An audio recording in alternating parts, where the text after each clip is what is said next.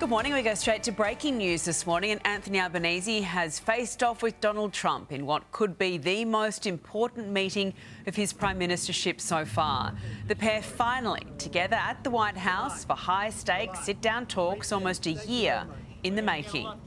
I would say there's never been anybody better. We fought wars together.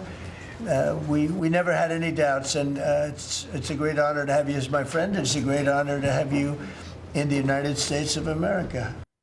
Well, 7 News political editor Mark Riley was there at the meeting. Ryle seemed fairly jovial there. How did it go?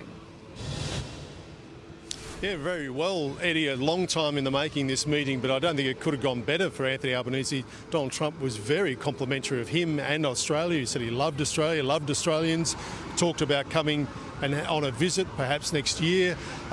He asked when the President's Cup golf would be, so he might time a visit with that.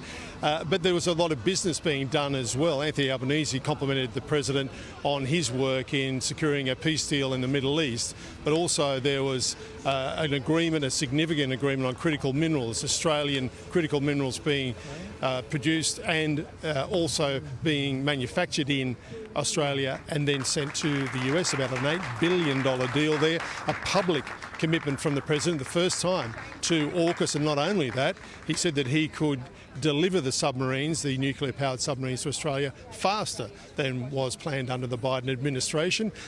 So a very productive meeting for the two leaders. Not so much for Kevin Rudd, though, when the President was reminded that he had said some things that weren't very complimentary of the President in the past. Let's have a listen to that exchange.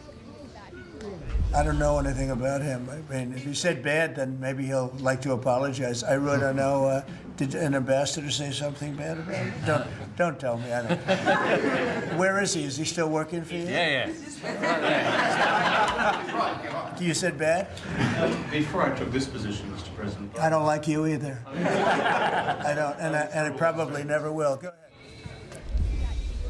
I probably never will. That's a long time. So an uncomfortable moment there for Kevin Rudd. That was in the cabinet room here at the White House, not in the Oval Office. The two leaders had a brief meeting in there beforehand, but that was a pretty heavy-duty table. Pete Hegseth, the War Secretary, Marco Rubio, the Secretary of State, and also J.D. Vance, the Vice President, among other cabinet members at that table. So all in all, a very positive meeting and a good outcome for Anthony Albanese.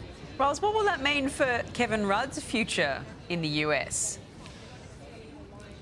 Well, look, I guess we're all analysing now whether the President was joking or was he not joking. It's pretty hard to tell, and he does have a tendency to be a little bit rough in some of these exchanges, but that seemed like a very pointed observation.